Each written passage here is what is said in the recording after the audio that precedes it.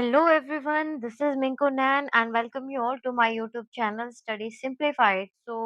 Everyone, we are on the last chapter of this accounting revision series and this will be your cash flow statement.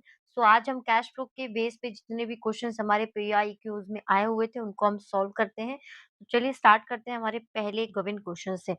पहला यहाँ question हमें given है, which of the following transaction will result in cash flow from the operating activities. तो इनमें से ऐसी कौन सी transaction है जो यहाँ पे ऑपरेटिंग एक्टिविटीज के अंदर की कंसीडर की जाती है एज कैश फ्लो। देखिए अभी हम एक एक करके देख लेते हैं। परचेज ऑफ इन्वेंट्री गिवन है, purchase payment of dividend given है, प्रॉपर्टी गिवन है, का इशू ऑफ डिबेंचर गिवन है। वी ऑल नो कि चेंज इन वर्किंग कैपिटल, जो आपकी करंट एसेट और करंट एसेट लायबिलिटीज में जो भी चेंज आता है वो आपके यहाँ पे ऑपरेटिंग एक्टिविटीज के अंदर आती है। अकॉर्डिंगली आपका आंसर करेक्ट क्या होगा यहाँ पे, purchase of inventory. And in case you have still having a little doubt about all the type of activity which we do under this cash flow statement, so let me be very clear and let me give you a little overview. See, in our business we generally do undertake three types of activity. They are operating, ठीक है, इतना तो आपको पता होगा, I know, operating, investing and financing. बहुत detail में नहीं बताऊंगी अभी के लिए। अगर आपको डिटेल देखना है तो उसके लिए भी आपको चैनल पे वीडियो जो है मिल जाएगी, आप वहां जाके देख सकते हो। But for the time being अगर आपको कभी भी कोई डाउट होता है तो उसको शॉर्टकट के लिए मैं आपको बता रही हूँ, जिससे कि आपका एटलीस्ट आपका एमसीक्यू तो आपका गलत नहीं होगा। देखिए, आपकी जो बैलेंस शीट होती है उसमें हम इस तरीके से लिखते हैं, आपका shareholder fund, non current liability and current liability, then this side non current asset and your current asset. एक चीज हमेशा याद रखिएगा, आपका करंट लाइबिलिटी और आपका करंट एसेट ये आती है बच्चों, ये आती है दोनों आपकी ऑपरेटिंग एक्टिविटीज में। किसमें आती है? ये आपकी ऑपरेटिंग एक्टिविटीज में आती हैं। देन आपका जो नॉन करंट एसेट है, ये आता है आपका फुल्ली इन्वेस्टिंग एक्टिविटीज के अंदर। किसमें आता है ये? इन्वेस्टिंग एक्टिविटी में आता है आपका। देन जो लेफ्ट ओवर पोर्शन यहाँ पे है, क्या है left over? Ma'am share holder fund है हमारे पास एंड आपका नॉन करंट लाइबिलिटीज है। बच्चों ये जो है ना, ये सब आता है आपका किसमें? ये आता है आपका फाइनेंसिंग एक्टिविटीज के अंदर। ठीक है? तो आपको हमेशा यही चीज़ें याद रखनी है, आपकी बैलेंस शीट में ही सारी एक्टिविटी कवर होती है। अब आपको थोड़ा-सा क्लैरिटी रहेगी। अब आप क्वेश्चन में देखो, यहाँ पे गिवन है डिविडेंड, तो डिविडेंड किससे रिलेटेड होगा? फाइनेंसिंग से होगा। डिबेंचर किससे रिलेटेड होगा? फाइनेंसिंग से होगा। प्रॉपर्टी किससे रिलेटेड होगी? मैम नॉन करंट एसेट से रिलेटेड होगी। तो यहाँ पे जो बचता है आपका inventory, inventory is my current asset and current liabilities comes under the heading of operating activity. The correct option here is the purchase of inventory. Now look at the next question. Next question says sale of patent will result in. Patent आपका क्या है बच्चों? Ma'am patent हमारी non current asset आती है, because no within this non current asset we have 2 categories. क्या-क्या categories आती हैं? आपकी आती है टेंजिबल और आपकी आती है यहाँ पे इंटेंजिबल, ठीक है? I know non current asset is not the something जो हम अभी लिख रहे हैं हमारी बुक्स के अंदर, अभी इसका नाम जो चेंज हो गया है, आपका प्रॉपर जो भी आपका प्रॉपर्टी, प्लांट, इक्विपमेंट वो सब आप याद रखिएगा, बट अभी सब समझाने के ऑब्जेक्टिव से मैं आपको ये सब बोल रही हूँ। टेंजिबल प्रॉपर्टी हो, एसेट्स हो या आपकी इंटेंजिबल काइंड ऑफ प्रॉपर्टी या एसेट हो, दोनों ही नॉन करंट एसेट के अंदर आती हैं। तो इन्होंने पूछा है कि सेल ऑफ पेटेंट, अब सेल क्या है? सेल यानी कि आप एस चीज़ एसेट को बेच रहे हो। If you sell the any of your fix asset, तो आपको क्या होगा? आपको वहाँ से प्रोसीड रिसीव होगी, आपको वहाँ से जो है एक मनी आपको जनरेट आप कर रहे हो। तो ये आपका आउटफ्लो तो कभी नहीं हो सकता, ठीक है? It can not be an outflow, it will be inflow. अब इनफ्लो है किससे भी? इन्वेस्टिंग एक्टिविटी का इनफ्लो है, तो आपका करेक्ट ऑप्शन यहाँ पे क्या रहेगा? ऑप्शन नंबर बी ये रहेगा। फाइन। देखते हैं हमारे नेक्स्ट क्वेश्चन की। ये देखिए स्टेटमेंट बेस्ड क्वेश्चन है यहाँ पे। स्टेटमेंट 1 कहती है, sale of marketing securities, sale of marketing securities will result in cash flow. तो देखिए, आपकी जो मार्केटेबल सिक्योरिटीज़ होती हैं, अगर आप उसको सेल करोगे तो क्या आपका कोई यहाँ पे कैश फ्लो चेंज होगा? The answer is no. क्यों नहीं होगा? क्योंकि मैम जो मार्केटेबल सिक्योरिटीज़ हमारी आती हैं, ये आती हैं आपकी कैश एंड कैश इक्विवेलेंट के अंदर, और बैलेंस शीट के अंदर एक ये ऐसा टॉप हेडिंग है आपका, जो कि आपके कैश फ्लो के अंदर कंसीडर नहीं किया जाता under any of the activity. तो ये जो आपका हेडिंग होता है, ये लास्ट में हम प्रीवियस ईयर का बैलेंस यहाँ पे उठाते हैं, कैश एंड कैश इक्विवेलेंट का, ऐड करते हैं हमारे फाइनल नेट कैश फ्लो या इनफ्लो के अंदर, और जो आपका रिजल्ट होता है, वो आता है आपका present cash and cash equivalent. तो इसको तो जब हम कंसीडर ही नहीं कर रहे हैं हमारे कैश फ्लो के अंदर, तो आपका यहाँ पे सेल हो, परचेज़ हो, डज़न्ट मैटर, यहाँ पे कोई आपका फ्लो यहाँ पे कैश का नहीं बनेगा। Look at the second statement. हाँ जी। Cash flow implies movement of cash in and out due to some non cash item. तो क्या कैश फ्लो में हम नोन कैश आइटम्स की वजह से होने वाले फ्लो को पढ़ते हैं? आंसर क्या होगा? अब आपको लगेगा कि हाँ मैम ये तो गलत है। नहीं, ये सही है, ये सही है। ठीक है? क्यों सही है बच्चों? देखो मैंने क्या कहा अभी आपको, आपका जो कैश फ्लो स्टेटमेंट बनता है उसमें आप ऑपरेटिंग एक्टिविटीज़ से इनफ्लो निकालते हो, इन्वेस्टिंग से इनफ्लो आउटफ्लो निकालते हो और फाइनेंसिंग से इनफ्लो आउटफ्लो निकालते हो। और लास्ट में जो भी आपका नेट आता है after adding up all these 3, separate headings. यहाँ पे जो भी आपका नेट आंसर आता है एक्स, वाई, ज़ेड, इसके अंदर आप लास्ट ईयर का, प्रीवियस ईयर का आप कैश एंड कैश इक्विवेलेंट देखते हो, ऐड करते हो और जो आपका फाइनल आंसर होता है वो आपका प्रेज़ेंट टाइम का आपका यानी कि आपके करंट ईयर का यहाँ पे कैश एंड कैश इक्विवेलेंट आपको मिलता है। तो ये आपका प्रोसेस है। तो अब देखो जो आपकी कैश बेस्ड एक्टिविटी है वो तो आपकी ये और ये रहेंगी। यहाँ आप जिनके रिगार्डिंग आपका कैश फ्लो चेक कर रहे हो वो आपकी सारी नॉन कैश आइटम होती है। ठीक है? नॉन कैश आइटम होती है। तो ये आपको रखना है, ये स्टेटमेंट आपकी सही है कि cash flow implies movement of cash in and out due to some non cash item. यानी कि किसी एक नॉन कैश आइटम की वजह से जो हमारा यहाँ पे कैश इन और आउट हो रहा है, वो हम कैश फ्लो में कंसीडर करते हैं। फॉर एग्जाम्पल मैंने परचेज़ किया बिल्डिंग को, सो परचेज़ ऑफ बिल्डिंग। अगर किसी को नहीं समझ में आया तो अब समझ में आ जाएगा। अगर आप बिल्डिंग परचेज़ करते हैं तो आपकी जर्नल एंट्री क्या होती है बच्चों? बिल्डिंग रियल एसेट है, तो building debit what comes in to cash. अब देखिए, कैश का इनफ्लो हो रहा है कि आउटफ्लो हो रहा है? यहाँ पे कैश का आउटफ्लो हो रहा है, किसकी वजह से? एक नॉन कैश आइटम की वजह से, ठीक है? ये कहने की कोशिश कर रहे हैं। अब मैं एक अनदर एग्जांपल देती हूँ आपको, जैसे क्या एग्जांपल ले सकते हैं? Cash deposited into bank, cash deposited into bank. अगर हम ये एंट्री को लेके चले तो आपकी जर्नल एंट्री क्या होती है? बैंक आपका यहाँ डेबिट हो जाएगा टू कैश। अब आप बताइए यहाँ पे क्या कोई कैश आउटफ्लो इनफ्लो हुआ है? बिल्कुल नहीं हुआ, वो बिज़नेस के अंदर मेरा जितना पैसा था उतना ही था। तो यहाँ पे क्या है? ये भी कैश आइटम है, ये भी कैश आइटम है, ठीक है? तो अगर दोनों ही आपके ट्रांज़ैक्शन के अंदर जो भी जर्नल एंट्री आपने पास की है, दोनों ही अकाउंट अगर कैश बेस्ड होंगे, तो आपका कोई फ्लो यहाँ पे नहीं होगा। लेकिन अगर एक आपकी आइटम जो है वो नॉन कैश है, एक आइटम आपकी नॉन कैश है और जो दूसरी है वो आपकी कैश है, तो आपका यहाँ पे कुछ ना कुछ आउटफ्लो या इनफ्लो ज़रूर होगा। तो प्लीज़ इस लाइन को समझिएगा कि कैश फ्लो तभी होता है जब एक आइटम आपकी नॉन कैश होगी और दूसरी यहाँ पे कैश बेस्ड होगी, तभी आपका ट्रांज़ैक्शन होगा, राइट? तो यहाँ पे आपका कौन-सा करेक्ट ऑप्शन होगा? फर्स्ट स्टेटमेंट मैंने कहा आपकी नॉट करेक्ट और second is the correct one. So कहाँ है आपका आंसर? ऑप्शन नंबर डी, ये आपका यहाँ पे करेक्ट ऑप्शन रहेगा। अब हम देख लेते हैं हमारे कैश फ्लो के 6 मार्क का क्वेश्चन को, यही है और यहाँ पे 2 पार्ट्स यहाँ पे हैं ये, ठीक है? सो क्वेश्चन कहता है कि calculate cash flow from operating activities. Operating activities से आपको यहाँ पे बताना है कैश फ्लो क्या रहेगा। सो अभी अगर आपको याद है फॉर्मेट तो वेल एंड गुड, अगर नहीं है तो मैं आपको बता दूँ यहाँ पे आपको क्या करना होता है। आपको सबसे पहले क्वेश्चन के अंदर आपका प्रॉफिट ढूँढना होता है, प्रॉफिट ऑफ द ईयर। ठीक है?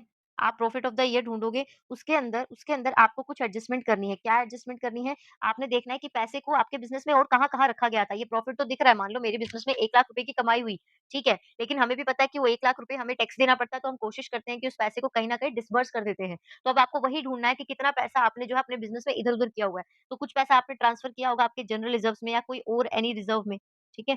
वो आप यहाँ से निकाल लीजिए। अगर आपने प्रपोज़्ड डिविडेंड के नाम पे पैसा रखा हुआ है, लेकिन प्रपोज़ डिविडेंड आपका जो होता है प्रीवियस ईयर का उठाना आपने, याद रखिएगा प्रीवियस ईयर का पूरा अमाउंट चंक आपने उठा देना है, गैप नहीं निकालना होता। देन आपका जो प्रोविज़न फॉर टैक्स आपने अगर कोई क्रिएट किया हो, वो उसमें भी आपने पैसा डाला होगा। तो अगर कुछ आपके एडजस्टमेंट गिवन नहीं है, तो आपको करंट ईयर का लेना होता है। अगर एडजस्टमेंट गिवन है, तो आपका अकाउंट बनता है, तब आपको पता चलेगा कि इस साल हमने प्रोविज़न एक्चुअली बनाया कितना था। इसके अलावा interim dividend, yes, interim dividend अगर कोई रहा हो, तो वो आपको यहाँ पे ऐड करना होगा एंड लास्ट आपको डिडक्ट करना है, अगर आपको कोई रिफंड ऑफ टैक्स यहाँ पे हुआ हो। तो ये कुछ एडजस्टमेंट है जो आपको करनी होती है। ये आप एडजस्टमेंट अगर करते हैं, तो आपको जो यहाँ पे प्रॉफिट मिलेगा, वो क्या होगा? Profit before extra ordinary and non cash items. ठीक है? Profit before extra ordinary and non cash item अभी लिखने की ज़रूरत नहीं है मुझे।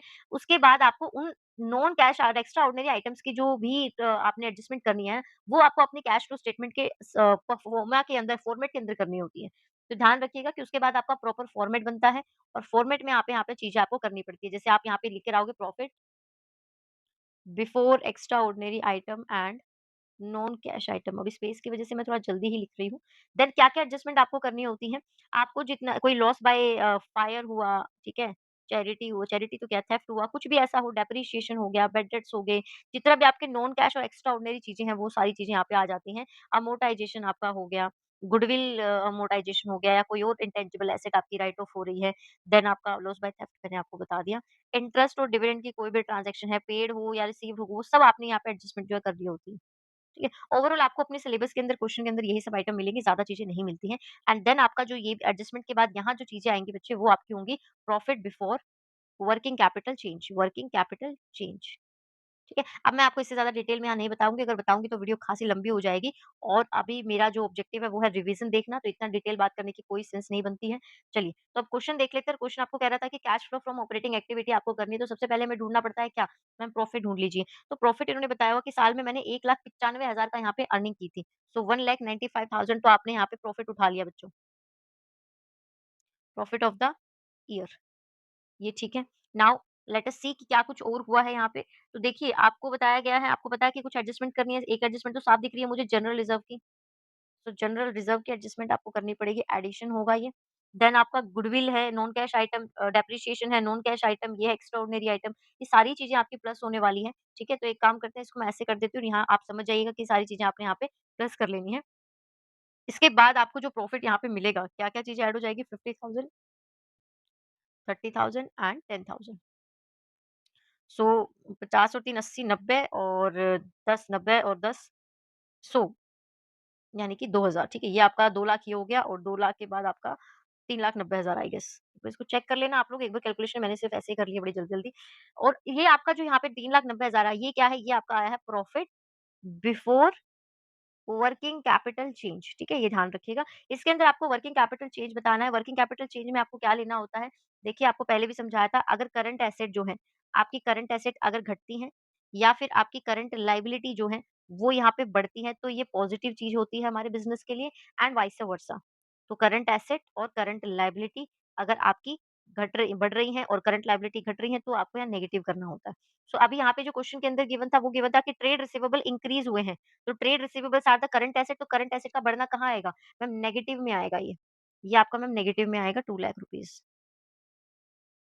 देन इन्होंने बोला नेक्स्ट देखिए यहाँ पे गिवन है आपको कि ट्रेड पेबल जो है आपके वो डिक्रीज़ हुए हैं। डिक्रीज़ आपकी करंट लायबिलिटी का डिक्रीज़ होना बच्चों, ये भी कहाँ आता है? आपके नेगेटिव में ही आता है।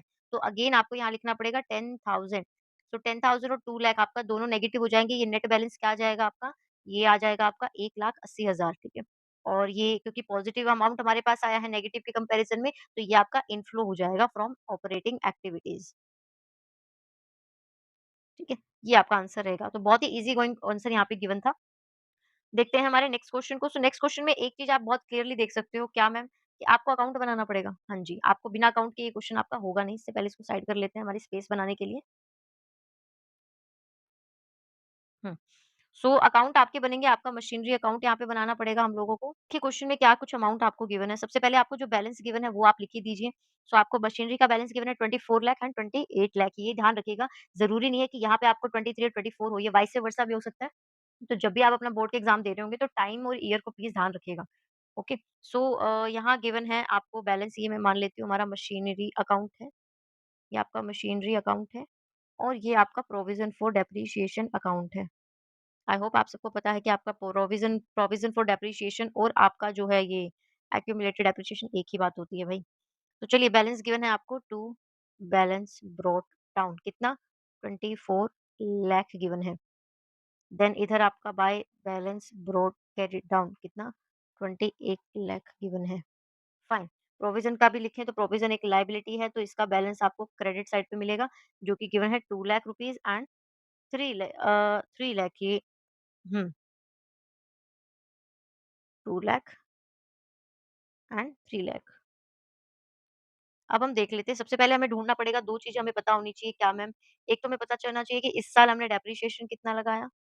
दूसरा, अगर आपने यहाँ कोई डेप मशीनरी पर्टिकुलरली सेल की है, डिस्पोज़ की है, तो उस मशीनरी पे आपका अब तक का कितना टोटल यहाँ पे डेप्रिसिएशन बनता है।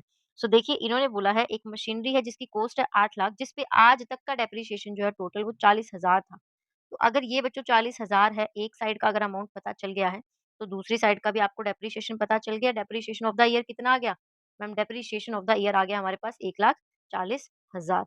तो इसको तो पहले तो आपने मेंशन करना है फॉर द ईयर, ठीक है? सो ये आपका बाद में काम आएगा। देन आप देखिए, जो मशीनरी हम बेच रहे हैं उसका डेप्रिसिएशन यहाँ पे गिवन है 40,000। अब ये 40,000 आपको ट्रांसफर करना होता है अपने मशीनरी अकाउंट में। तो यहाँ आप लिखेंगे बाय प्रोविज़न फॉर डेप्रिसिएशन कितना अमाउंट आया वहाँ से 40,000 का। अब आप देख लेते हैं कि प्रॉफिट हो रहा है किलो। सो आपकी 8 लाख की मशीनरी थी जिसपे 40,000 डेप्रिसिएशन लगाने के बाद वैल्यू बचेगी 7,60,000। सो 7,60,000 की चीज़ को आप 5 लाख में बेच रहे हो। सो बैंक में आपके पास कितना मनी यहाँ पे आता है? सो मैम बाय बैंक हमारे पास यहाँ आता है 5 लाख रुपए, ठीक है? सो आप बताइए अगर 7,60,000 की चीज़ को 5 लाख में आप बेचोगे तो आपको क्या हो रहा है मैम लॉस हो रहा है। कितने का लॉस है भाई? सो लॉस ऑन सेल कितना आ रहा है आपका? 2,60,000 का लॉस है। अब आप अगर इस साइड को टोटल करते हैं ना बच्चे, अगर आप इस साइड का सारा टोटल करेंगे तो ये आपका पता है कितना आ जाएगा? ये आपका देखिए कितना आएगा, यहाँ से यहाँ तक तो मुझे पता है ये 8 लाख की मशीनरी थी और 28 लाख हो गया आपके ये, तो टोटल आपका आ रहा है 36 लाख। सो अगर 36 लाख का इधर का अमाउंट बन रहा है तो इस साइड का भी कितना ही होना चाहिए? मैम इधर का भी 36 लाख ही होना चाहिए आपका। सो अगर 36 लाख चाहिए तो 36 लाख दिख तो नहीं रहा, तो गैप को क्या कंसीडर किया जाएगा मैम? गैप को कंसीडर किया जाएगा हमने कोई न्यू मशीनरी परचेज़ की होगी। यहाँ लिख देते हैं न्यू मशीनरी परचेज़्ड ओके। तो कितना अमाउंट आ जाएगा आपका? ये आ रहा है 12 लाख रुपए। अब ये जो क्वेश्चन होगा ना ये आपसे अकाउंट बनाने को नहीं बोलता। ये आपसे प्रॉपर्ली बोलते हैं कि अपना cash flow from investing activity बताइए। Cash flow from investing activity बताइए। तो अब इन्वेस्टिंग एक्टिविटी को अगर आपने कैलकुलेट करना है तो कैसे करेंगे? फॉर्मेट मैं नहीं बना रही हूँ अभी के लिए। आप देखेंगे कि यहाँ पे प्रोसीड फ्रॉम मशीनरी सेल कितना आया था? Proceed from sale of machinery कितना आया था? तो आपको पता है कितने पैसे आए थे यहाँ पे? मैम हमारे आए थे 5 लाख रुपए। तो वो एक आपके लिए पॉजिटिव चीज़ रहेगी। देन आपने परचेज़ ऑफ मशीनरी की थी यहाँ पे, परचेज़ ऑफ न्यू मशीनरी जिसका आपके बिज़नेस पे आउटफ्लो होगा कैश का। सो आपका वो कितना था 12 लाख रुपए का यहाँ पे था। सो 12 लाख रुपए अगर आप यहाँ लिखेंगे, तो ये आपका नेगेटिव में जाएगा, ठीक है? क्योंकि खरीदने से कैश आपका आउटफ्लो होता है यहाँ पे। तो आपका नेट जो इन्वेस्टिंग एक्टिविटी से यहाँ पे रिज़ल्ट आएगा, that will be net cash outflow from investing activity. So this gonna be your answer. Fine, easy question था ये दोनों ही आपके, दोनों ही पार्ट। आते हैं हमारे नेक्स्ट पेपर की तरफ। ओके, सो यहाँ पे आपको पहला क्वेश्चन गिवन है क्वेश्चन नंबर 29। क्वेश्चन नंबर 29 को देखिए। क्वेश्चन नंबर 29 आपको कहता है कि which of the following transaction will result in cash outflow? तो आपको बताना है कि कौन से ट्रांज़ैक्शन से यहाँ पे जो है कैश आपका आउटफ्लो हो रहा है। पहली ट्रांज़ैक्शन क्या गिवन है बच्चों? पहली ट्रांज़ैक्शन गिवन है cash payment to and on behalf of employees. Okay, cash receipt receipt तो आउटफ्लो हो ही नहीं सकता।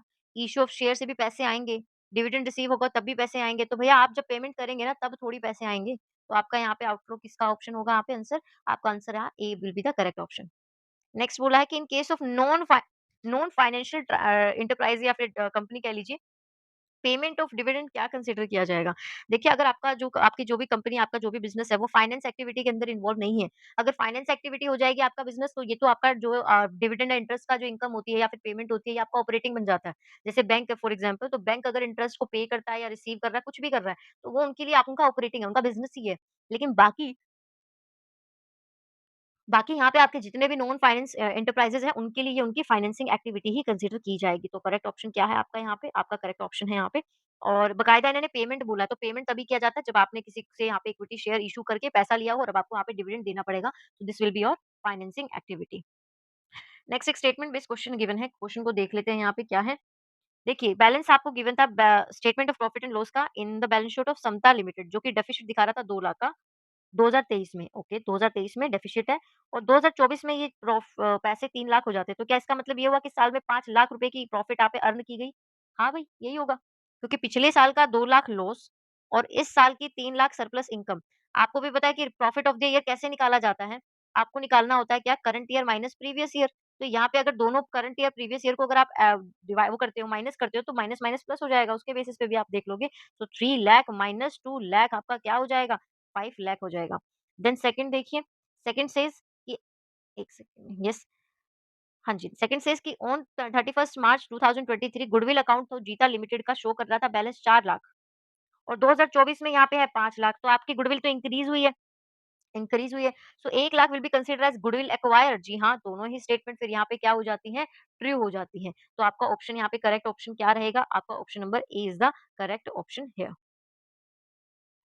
चलते हैं हमारे नेक्स्ट क्वेश्चन की तरफ।